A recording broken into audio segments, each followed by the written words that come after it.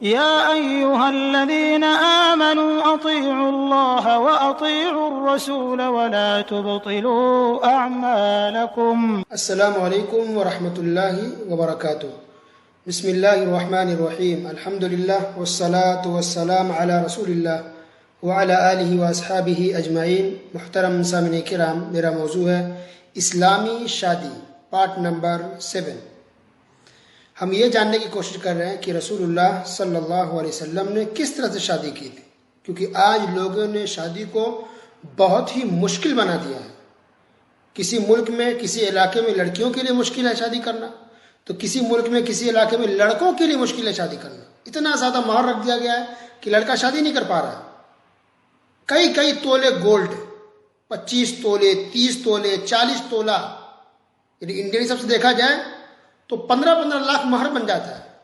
تو صرف مہر کا خرچہ ہے. کئی ملکوں کے اندر، خاص کے عرب کے اندر یہ مشکل ہے کہ مہر بہت زیادہ رکھا جاتا ہے. 40,000 ریال، 50,000 ریال، 60,000 ریال، یہ عام بات ہے. اور تولے کی حساب سے اگر دیکھیں تو 25 تولہ، 30 تولہ مہر رکھا جاتا ہے.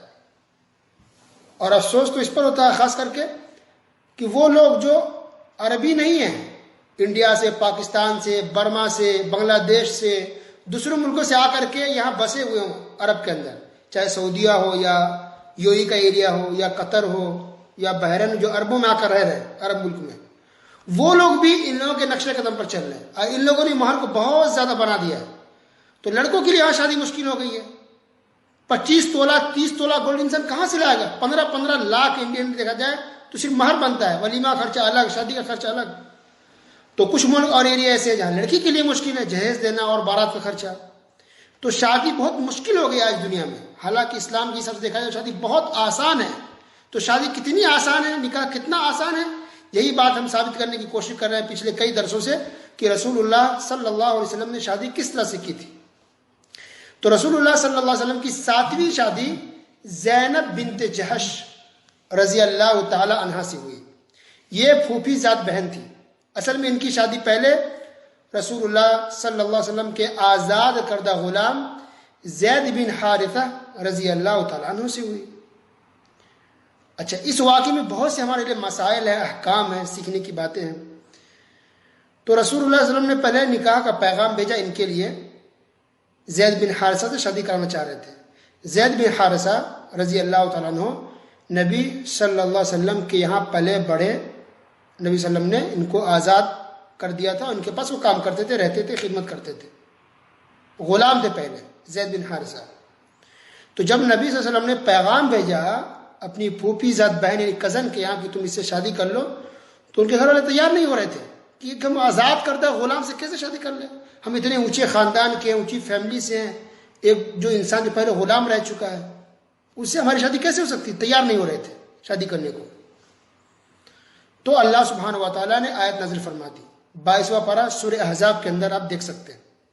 اللہ تعالیٰ نے کہا کہ جب اللہ اس کے رسول نے کوئی فیصلہ دیا ہے، کوئی کام کرنے کا ہے، تو مومن کو اختیار نہیں، آپشن نہیں ہے کہ دل چاہا تو کیا، دل چاہا تو مانا، دل چاہا تو نہیں مانا. نہیں، لازمی ماننا پڑے گا. جب اللہ نے آیت نازل فرمائی فوراً لوگ ڈر گئے اور کہا کہ ٹھیک ہے ہم لوگ راضی ہیں. تو پھر آزاد کردہ غلام زید بن حارثہ رضی اللہ تعالیٰ عنہ سے زینب بنت جہش کی شادی ہو جاتی ہے. تو شادی ہو گئی، نکاح ہو گیا. اس کے بعد ان دونوں میں انبن ہونے لگی. یہ رشتہ جم نہیں پا رہا تھا اور بالآخر طلاق ہو گیا ان لوگوں کا. جب طلاق ہو گیا تب اللہ سبحانہ و تعالیٰ نے نبی کریم صلی اللہ علیہ وسلم کی شادی ان سے کرا دی. زینب بنت جہش سے جب مطلقہ ہو گئی تو عدت گزرنے کے بعد اللہ سبحانہ و تعالیٰ نے رسول اللہ صلی اللہ علیہ وسلم سے شادی کرا دی. اس کا ذکر اللہ نے سورہ احزاب کے اندر کیا، آیت نمبر 37 کے اندر. اس کے اندر بہت ساری باتیں، حکمتیں. یہ شادی ہو گئی. اب اس میں کیا کیا مسائل سمجھ میں آ رہی ہے وہ دیکھیے کہ آج لوگ ذات اور برادری کو لے کر کتنے تعصب پرست ہیں. لوگ شادی نہیں کرتے، بچی کی شادی نہیں کرتے، لڑکا شادی نہیں کرتا. یہ خان ہے تو یہ شیخ ہے، تو یہ انصاری ہے، تو یہ پٹھان ہے، تو یہ سید ہے.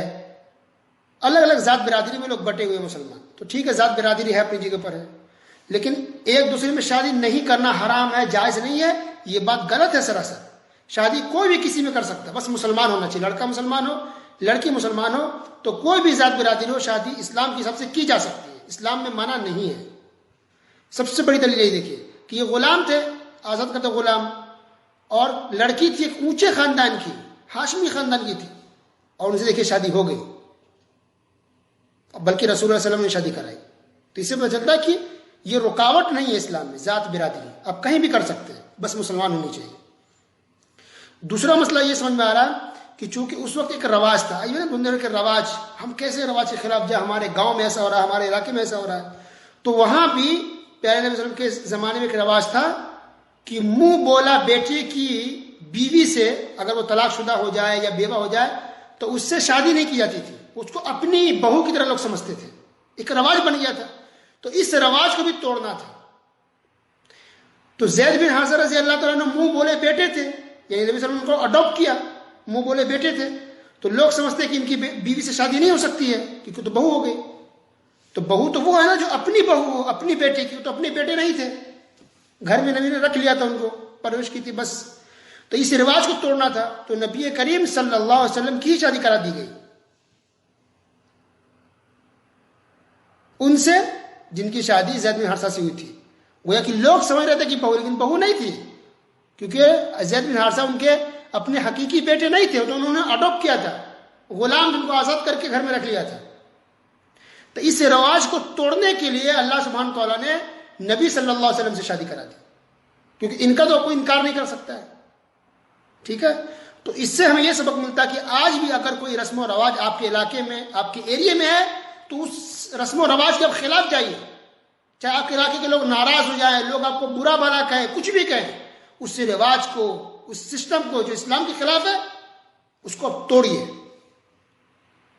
تاکہ لوگوں کو صحیح معلومات لوگوں تک پہنچے، اور جو صحیح چیز ہے اسلام کی وہ لوگوں کو پتہ چلے۔ اسی طرح جب یہ شادی ہو گئی رسول اللہ صلی اللہ علیہ وسلم کی زینب بنت جہش سے، ایک تو زینب بنت خزیمہ تھی جن کا ذکر کل ہوا، ایک تھی زینب بنت جہش، ٹھیک ہے، نام ایک ہے باپ الگ ہے۔ تو اس شادی کے ولیمے کی اگر بات کریں تو اس ولیمے میں رسول اللہ صلی اللہ علیہ وسلم نے لوگوں کو روٹی کھلایا، گوشت کھلایا، ٹھیک ہے، یہ ولیمہ بہت اچھے طریقے سے ہوا۔ انس بن مالک رضی اللہ تعالیٰ عنہ لوگوں کو دعوت دینے کے لیے گئے، اور ان کا بیان ہے کہ تقریباً 300 لوگ اس ولیمے میں آ کے شریک ہوئے، رسول اللہ صلی اللہ علیہ وسلم کے 300۔ اور اللہ نے اس میں برکت دی، ایسے نہیں کہ رسول اللہ صلی اللہ علیہ وسلم نے بہت زیادہ کھانا بنایا تھا، ڈیگ کا ڈیگ بھر کے، نہیں، کھانا تھوڑا ہی تھا، خود اپنے بنائے تھے، گھر میں بنوائے، اور کچھ انس رضی اللہ تعالیٰ عنہ کی ماں نے کچھ کھانا بنا کے بھیجا تھا، تو دونوں ملا کر کے کھانا پیش کیا گیا لوگوں کے سامنے، اور اللہ نے برکت ڈال دی۔ انس رضی اللہ تعالیٰ عنہ کہتے ہیں کہ میں نے وہ صحن، وہ کھانے کا برتن رکھا، لوگ آتے جا رہے تھے، کھا کے جا رہے تھے، کچھ لوگ یعنی گروپ بنا کے 5 آدمی، 10 آدمی، 15، 4، 3، کیونکہ گھر میں ہی کھانا تھا، کوئی ٹینٹ نہیں تھا، کوئی خیمہ نہیں تھا، کوئی شادی کا ہال نہیں تھا، کچھ نہیں تھا، گھر میں ہی آ کے کھا کے جا رہے تھے، رسول اللہ کے گھر میں ہی۔ تو اس لیے لوگ آتے گئے، کھاتے گئے۔ انس رضی اللہ تعالیٰ کہتے ہیں کہ جب لوگ سب کھا کے چلے گئے اور نبی صلی اللہ علیہ وسلم نے کہا کہ چلو ٹھیک ہے برتن کو اٹھاؤ، تو جب میں نے برتن کو اٹھایا تو مجھے پتہ ہی نہیں چل رہا کہ جب میں نے برتن کو رکھا تھا لوگوں کے کھانے کے لیے اس وقت کھانا زیادہ تھا، یا جب میں اب اٹھا رہا تب کھانا زیادہ ہے، یعنی کھانے کے باوجود بھی کھانا بچا رہ گیا، اتنا اللہ نے برکت دے دی۔ اور ڈھونڈ ڈھونڈ کر کے لوگوں کو لایا گیا کھانا کھلانے کے لیے، تو سب نے ولیمہ کا کھانا کھایا۔ اس سے ایک بات یہ بھی سمجھ میں آ رہی ہے کہ ولیمہ کسی لوگوں کو ہیلپ کرنا چاہیے، پڑوسی اور رشتہ داروں، جیسے کہ انس رضی اللہ عنہ کی ماں نے کچھ کھانا بھیج دیا اور ملا کر کے ولیمہ کرایا گیا، یہ بھی ایک طرح کا ہیلپ ہو گیا۔ اچھا، اس سے ایک بات اور بھی سمجھ میں آ رہی ہے، بہت سارے اس سے مسائل نکل رہے ہیں، بہت سارے مسائل۔ اس میں سے ایک مسئلہ یہ بھی ہے کہ جب ولیمہ میں لوگ کھاتے آ رہے تھے کھانے کے لیے، تو لاسٹ میں یہ ہوا کچھ لوگ بیٹھ گئے، اور کھانے کے باوجود بھی بیٹھ کے گپ شپ کر رہے تھے، باتیں کر رہے تھے، اور جا نہیں رہے تھے۔ تو رسول صلی اللہ علیہ وسلم تھوڑا گرا گزر رہا تھا، کیونکہ اب ان کی شادی بھی نہیں ہوئی ہے، وقت بیوی کے پاس وقت بھی گزارنا ہے، تو ایسے بھی گھر والے تھوڑے پریشان ہو جاتے ہیں نا، جب دیر تک لوگ گھر میں بیٹھ جائے، تھوڑا آرام بھی کرے انسان۔ اور رسول اللہ صلی اللہ علیہ وسلم کا اخلاق، وہ منہ کھول کے بول بھی نہیں پا رہے تھے کہ مہمان ہے کیسے بول دیں، حرج محسوس کر رہے تھے۔ تو اللہ سبحانہ وتعالی نے آیت نازل فرماتی، یہ سورہ احزاب کی آیت ہے، اللہ اکبر۔ اور اللہ تعالیٰ نے صاف طور پہ کہا کہ جب تمہیں کھانے کے لیے بلایا جائے تو پہلے تو پہنچو مت، جب کھانا تیار ہو جائے بلایا تب جاؤ، اور جب چلے تو کھانا کھا لو، تم چلے جاؤ، نکل جاؤ گھر سے، بیٹھے مت رہو، اس سے رسول اللہ صلی اللہ علیہ وسلم کو تکلیف ہوتی ہے۔ اللہ اکبر۔ تو گویا بات تو نبی کے بارے میں نازل ہوئی، لیکن ہم تمام مسلمانوں کے لیے اس کے اندر عبرت ہے اور درس کی بات ہے کہ گھر پہ جا کے دیر تک انسان نہ بیٹھے، گھر والے ہیں پریشان ہیں، تنگ ہے، آرام کریں گے آپ کے جانے کے بعد، تو دیر تک انسان کو نہیں بیٹھنی چاہیے۔ اچھا، اسی موقع پہ ایک اور اللہ نے آیت نازل فرمائی پردے سے متعلق، فوراً شادی کے بعد اللہ نے پردے کی آیت، اس سے پہلے پردے کا حکم نہیں تھا اسلام میں، تو اسی شادی کے فوراً بعد اللہ تعالیٰ نے پردے کی آیت نازل فرمائی کہ پردہ کیا جائے۔ ٹھیک ہے، تو یہ شادی تو تھی، لیکن اس تعلق سے بہت سے احکام و مسائل ہمارے لیے موجود ہیں، اور مسلمانوں کو بہت سی تعلیمات اس شادی سے متعلق دی گئی ہے، اور بہت سے رسم و رواج کو جو غلط تھا اس کو ختم کیا گیا۔ اچھا، اس شادی کو اللہ تعالیٰ نے آسمان سے کرایا۔ زینب بنت جحش رضی اللہ عنہا فخر کرتی تھی، کہتی تھی نبی کی دوسری بیویوں سے، دیکھیے کہا کہ تم لوگوں کی شادی تو تمہارے ماں باپ نے، گھر والوں نے کرایا، لیکن میری شادی تو اللہ سبحانہ وتعالیٰ نے ساتوں آسمان کے اوپر سے کرایا، ساتوں آسمان کے اوپر سے۔ بھی پتہ چل رہا ہے کہ اللہ تعالیٰ آسمان کے اوپر ہے۔ آج انڈیا پاکستان کے اندر جو لوگ ہیں جو عقیدہ رکھتے ہیں اللہ تعالیٰ ہر جگہ موجود ہے، ذرے ذرے موجود ہے، استغفر اللہ، ان کا بھی عقیدہ دیکھیے نبی صلی اللہ علیہ وسلم کی بیوی کا اللہ تعالیٰ نے آسمان، ساتوں آسمان کے اوپر سے، اللہ آسمان کے اوپر ہے، یہ سے عقیدہ ہے۔ تو اللہ تعالیٰ نے نکاح کرایا، گویا کہ اس کے اندر نہ ولی کی ضرورت پڑی اور نہ ہی گواہ کی ضرورت پڑی، سیدھے ڈائریکٹ اللہ سبحانہ وتعالیٰ نے نکاح کرا دیا نبی صلی اللہ علیہ وسلم سے۔ تو یہ نکاح اللہ نے آسمان سے کرایا، اس کا ذکر اللہ نے کیا سورہ احزاب نمبر 37 کے اندر۔ تو اس میں ولی کی ضرورت نہیں پڑی، گواہ کی ضرورت نہیں پڑی، مہر بھی نہیں، کچھ بھی نہیں، ڈائریکٹ اللہ نے شادی کرا دی۔ ٹھیک ہے، لیکن یہ معاملہ خاص تھا یہاں اس موقع پر بس، باقی ہم لوگوں کے لیے نہیں ہے۔ بلکہ خود رسول صلی اللہ علیہ وسلم نے دوسری شادی جتنی بھی شادی کی ہے، ہر جگہ مہر کی ضرورت پڑی، گواہ بھی تھے، اسی طرح ولی بھی تھے، سب کچھ، لیکن صرف یہ شادی اسپیشل تھی، یہ شادی اسپیشل تھی، اس کو اللہ تعالیٰ نے آسمان کے اوپر سے شادی کرائی۔ ٹھیک ہے، اسی طرح 8ویں شادی رسول اللہ علیہ وسلم کی جویریہ بنت حارث رضی اللہ تعالی عنہا سے ہوئی۔ یہ غزوہ بنی مصطلق ایک غزوہ ہوا تھا، اس غزوے میں یہ قید ہو کر کے آئی تھی۔ رسول اللہ صلی اللہ علیہ وسلم نے ان کو آزاد کر دیا، وہ مسلمان ہو گئی، اور پیارے نبی صلی اللہ علیہ وسلم نے ان سے شادی کر لی۔ مہر میں کیا تھا؟ مہر میں انہوں نے آزادی رکھ دی، یعنی غلام لونڈی تھی، مرد کو غلام کہتے ہیں، عورت کو لونڈی کہتے ہیں، تو نبی صلی اللہ علیہ وسلم نے ان کو آزاد کر دیا۔ اس وقت آزاد کر دینا کسی کو یہ بہت بڑی بات مانی جاتی تھی۔ آج کسی کو کروڑ پتی بنا دیا جائے، اس سے بڑی بات ہے کہ اس وقت کسی کو آزاد کر دیا جائے غلامی سے، تو غلامی سے آزاد کیا گیا، یہی چیز مہر رکھی گئی، یہ مہر تھا۔